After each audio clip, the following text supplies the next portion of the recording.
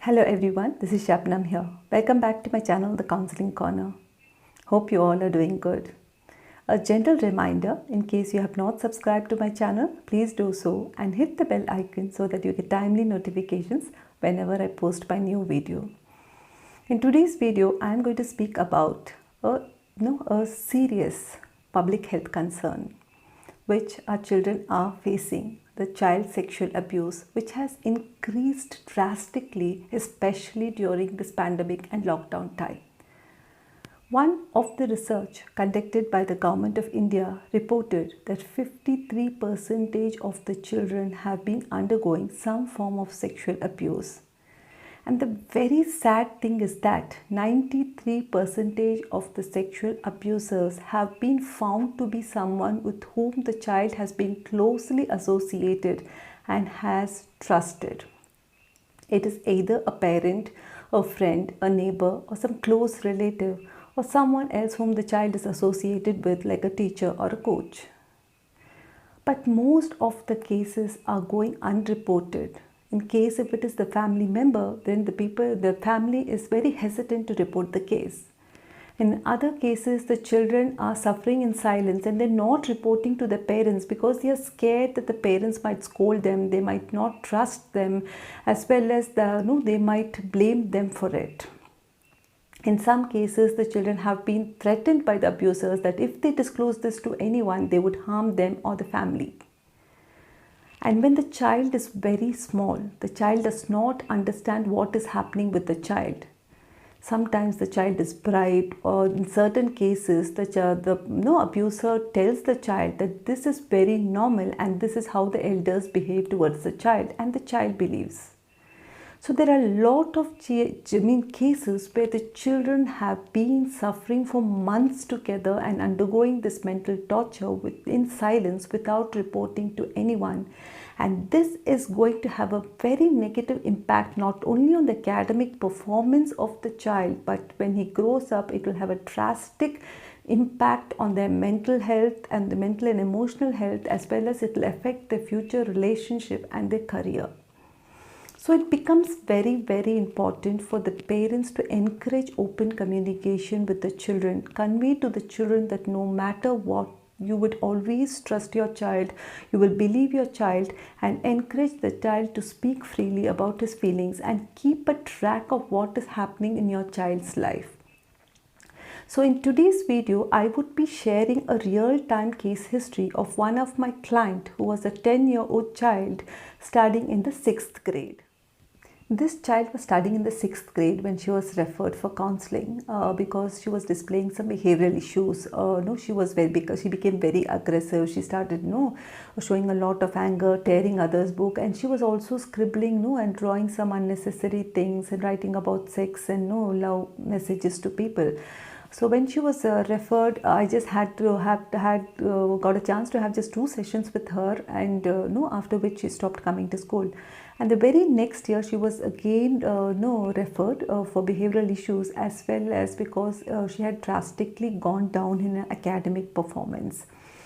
So when I was counseling her, the one thing which she reported to me is that she started crying and telling, "Ma'am, I long for my mother's love. How I wish that I could sit on my mother's lap and she pampers me like other children's mothers are doing.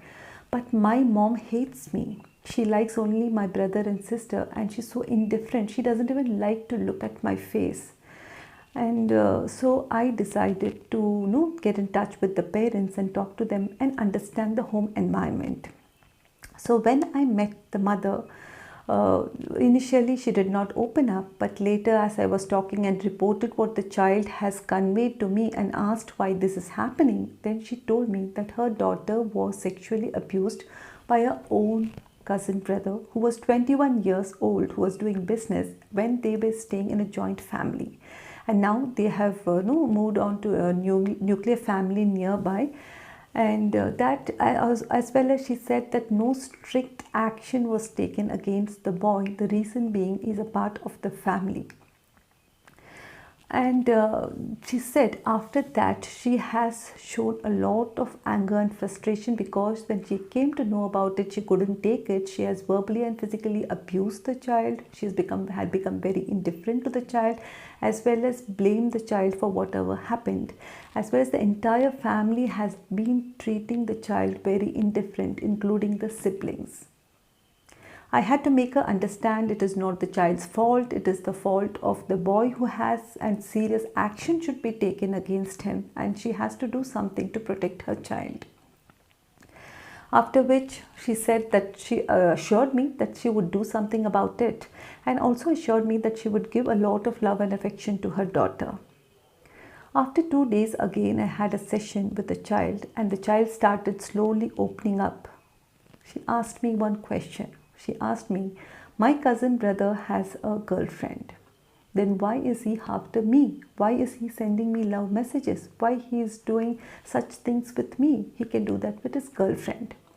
Then slowly she told me that one day when they were staying in a joint family, the girlfriend and her cousin brother had a big fight, and she just banged the door and walked out of the room.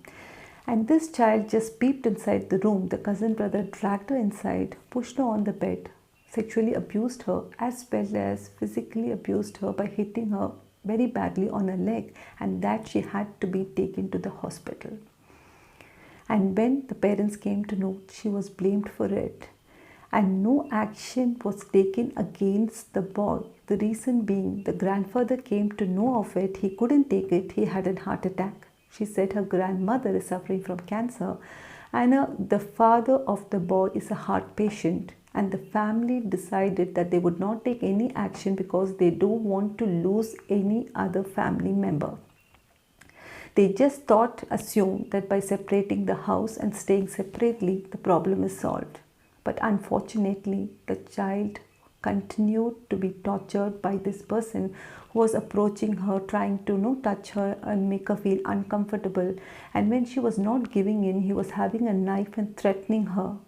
So because of this, she said she was always in constant fear, and most of the time the parents leave her alone in the house to study, and they go out, and she said she starts panicking, and she's not able to sleep at night. She's always in the constant fear that any time he would harm her, as well as she said, this is the reason why I'm not able to concentrate on my studies and gone down in my academic performance. And she was very scared, asking me that I should not speak about this to the parents, because she's scared that they are going to blame her for it and they might punish her for it. But I again met with the mother, and I again made her understand that what is happening, and I had clearly conveyed to her that if severe action is not taken, then it is going to have a very negative impact on the entire life of the child, as well as that person, that is the boy, will repeat the same thing with her younger daughter, and there are so many cousin sisters, and this would happen with them. So severe action has to be taken. After which the child reported that the mother had spoken to her husband, and the entire family joined together. They went and warned the boy, and he assured them that he would not repeat such things again. After which the lockdown started, the pandemic started, so I don't have any contact with the child, and I don't know what is happening with the child or what she is undergoing.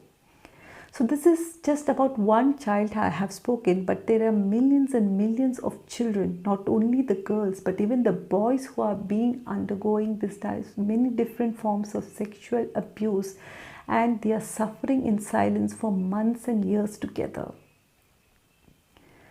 So as parents, I think you need to have a close connect with your children. Every day, interact with them, encourage open communication, try to understand what is happening in your child's life. And in case you have any doubts that the child must have undergone any form of sexual abuse, talk to the child, understand, and the child has to be immediately taken for the counseling session and help to overcome the trauma.